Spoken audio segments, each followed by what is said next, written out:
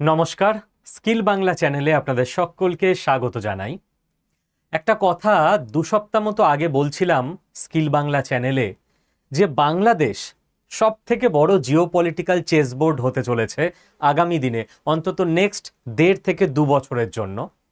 এবং বাংলাদেশের থেকে গতকাল 16ই আগস্ট যে অ্যানাউন্সমেন্ট এসছে, সেই অ্যানাউন্সমেন্টে একটা বড় ধাক্কা এবং ভারতের কোর্টে বল ঠেলে দেওয়া হয়েছে। কি হয়েছে দেখুন। যারা আপনারা প্রত্যেকদিন ইউটিউবে স্কিল বাংলা এই চ্যানেলটা ফলো করেন, আমাদের অনেক ভিডিওই বিভিন্ন জায়গায় ফেসবুক ইউটিউবে কেটে কেটে অন্য চ্যানেলে আপলোড করা হয়, বাট আমাদের অথেন্টিক চ্যানেল স্কিল বাংলা ইউটিউবে, তারা নিশ্চয়ই খেয়াল করবেন, জানবেন যে লাস্ট কিছুদিন ধরে ভারত এবং বাংলাদেশ দুই সরকারের তরফ থেকেই চেষ্টা করা হচ্ছিল সম্পর্ক রিভাইভ করতে, রাইট? এবার 16ই আগস্ট বাংলাদেশের তরফ থেকে অ্যানাউন্স করা হয়েছে যে বাংলাদেশের পিএমের যে ট্রিপ দিল্লিতে ভারতে হবার কথা ছিল সেটা ক্যান্সেল করা হচ্ছে। বাংলাদেশের পিএম তারেক রহমান ভারত আসবেন না। এটা যথেষ্ট তাৎপর্যপূর্ণ একটা জিওপলিটিক্যাল আপডেট, এবং এটা আমি আপনাকে দেখিয়েও দিচ্ছি। হিন্দুস্তান টাইমস থেকে শুরু করে দ্য হিন্দু পর্যন্ত প্রত্যেকটা বড় নিউজ পেপার এটাকে কভার করছে। Bangladesh sets extradition of Hasina Hadi's killers as conditions for Tarek Rahman's visit. তো পিএম রহমান আসছেন না ভারতে। এবার বাংলাদেশ কি বলেছে অফিসিয়ালি? বাংলাদেশ অফিসিয়ালি বলেছে যে সিচুয়েশন ঠিক নেই, দুই দেশের মধ্যে অনুকূল পরিবেশ নেই। বাংলাদেশের তরফেই অনুকূল পরিবেশ না থাকার যে কথা বলা হলো ভারতকে, এটা বাংলাদেশের থেকে ভারতের প্রতি একটা মেসেজ, বার্তা, স্ট্র্যাটেজিক মেসেজ। কি মেসেজ? যে আমাদের দুটো দাবি আছে, সেই দুটো দাবি আগে আপনারা পূরণ করুন, তারপর আমরা দেখছি ভারতের সঙ্গে কতটা সম্পর্ক উন্নতি করা যায়। অর্থাৎ এই নেগোসিয়েশনে এই মুহূর্তে আমরা এটুকু বলতেই পারি বাংলাদেশ একটা আপার হ্যান্ড নিয়ে রেখেছে। কেউ যদি আবেগে চলেন, না ভারত তো সবসময় আপার হ্যান্ড নিয়ে থাকবে, আবেগে যারা চলেন তাদের জন্য জিওপলিটিক্স নয়, জিওপলিটিক্স সিনেমা নয়, আবেগে চলে না। ইয়েস, ভারতের প্রত্যেক অফিসার এই মুহূর্তে খুব করে চেষ্টা করছে গোটা সিচুয়েশনটাকে কিভাবে ভারতের দিকে ঘোরানো যায়। একই সঙ্গে চায়নার অফিসাররা চেষ্টা করছে কিভাবে চায়নার দিকে ঘোরানো যায়, বাংলাদেশের অফিসাররা চেষ্টা করছে কিভাবে বাংলাদেশের দিকে ঘোরানো যায়। কারণ দাবায় কেউ একজন চাল দিয়ে তো বসে থাকবে না, উল্টো দিকের লোকটাও চাল দেবে। আমাদের অফিসাররা আজ অব্দি যতগুলো দাবার চালে জিতেছে গেমে, সেখানে এরকম উল্টো দিকের চালকে হ্যান্ডেল করেই তারা জিতেছেন। বাংলাদেশের এই মুহূর্তে দুটো দাবি, এইচ অ্যান্ড এইচ। কি? প্রথম এইচ হচ্ছে হাসিনা। শেখ হাসিনা বাংলাদেশের প্রাক্তন প্রধানমন্ত্রী, তিনি রাজনৈতিক আশ্রয় নিয়ে রয়েছেন ভারতে। এবার বাংলাদেশের দাবি শেখ হাসিনাকে ফেরত দিন। তার কারণ বাংলাদেশের ইন্টারনাল কন্ডিশন আপনি বুঝুন। প্রত্যেকটা মানুষ সরকারকে প্রশ্ন করছে যে তুমি কিরকম সরকার, একটা স্বাধীন দেশ চালাচ্ছ, যে আমাদের দেশের প্রাক্তন প্রধানমন্ত্রী সে বিদেশে গিয়ে আশ্রয় নিয়ে রয়েছে, তাকে ফেরানোর ক্ষমতা বাংলাদেশের নেই। তো কিসের ক্ষমতা? এই যে আমরা সোশ্যাল মিডিয়ায় কমেন্টে সব কাঁপিয়ে দিচ্ছি যে আমরা এত শক্তিশালী, ভারতকে তো কিছুই করতে পারছে না বাংলাদেশ। এই চাপটা আপনাকে বুঝতে হবে বাংলাদেশ সরকারের ওপর রয়েছে। যে কোনো সরকার তার জনগণের যে প্রাইমারি ডিমান্ড সেটাকে মেটাতে বাধ্য, না হলে সেই সরকারকেই পড়ে যেতে হবে।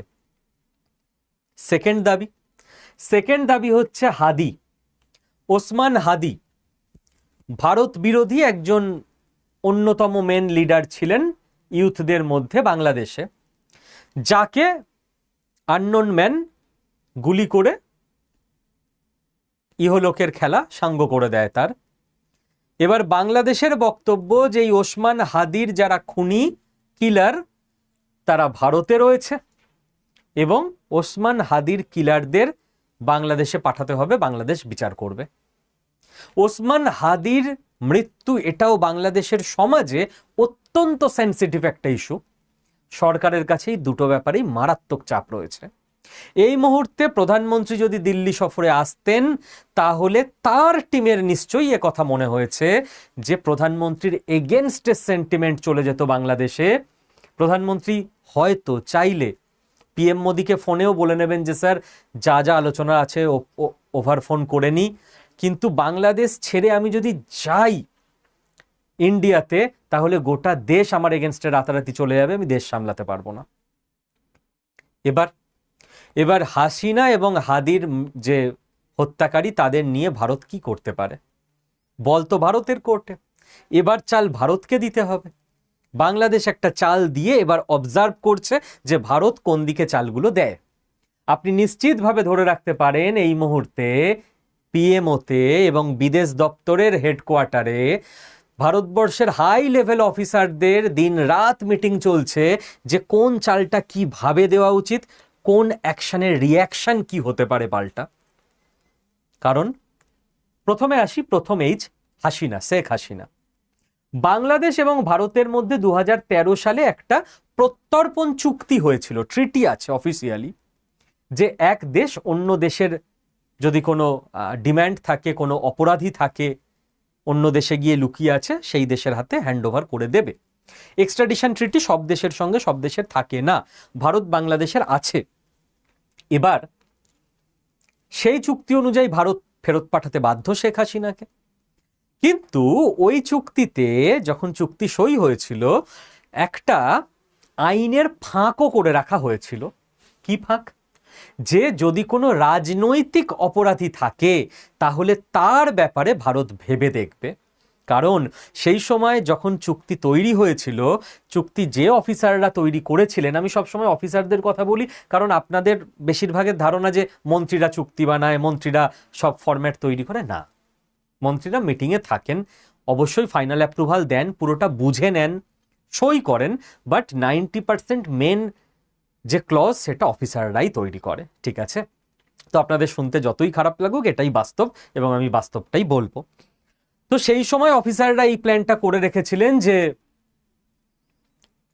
হতে পারে ভবিষ্যতে কখনো কোনো রাজনৈতিক নেতা নেত্রী তাকে হয়তো ভুলভাবে ফাঁসানো হচ্ছে, তাকে আশ্রয় দিতে হতে পারে, তাকে পাঠিয়ে দিলে বাংলাদেশের সেই সময়কার সরকার হয়তো তাকে মেরে দেবে। তো সেই ব্যাপারে আমরা একটা এক্সেপশন নিয়ে রাখবো ক্লজে, ভারত সেটা নিয়ে রেখেছে। তো ভারত সেদিক থেকে বলতে পারে শেখ হাসিনার ব্যাপার যেহেতু রাজনৈতিক, তো লিগালি আমরা পাঠাচ্ছি না, ঠিকই আছে।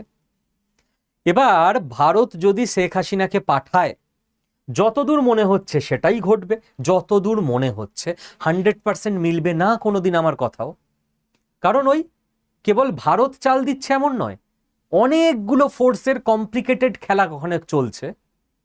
ভেতরকার সিচুয়েশন বদলে যেতে পারে, পাকিস্তান কোনো প্রভাব খাটাতে পারে, আমেরিকা খাটাতে পারে, বাংলাদেশের ভেতর থেকে কোনো শক্তি উঠে আসতে পারে, চীনের ইন্টারেস্ট রয়েছে, রাশিয়ার ইন্টারেস্ট রয়েছে।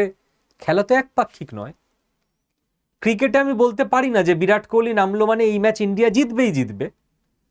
বাকি এতগুলো প্লেয়ার খেলছে, সবকিছুর ওপর ফাইনাল আউটকামটা ডিপেন্ড করবে।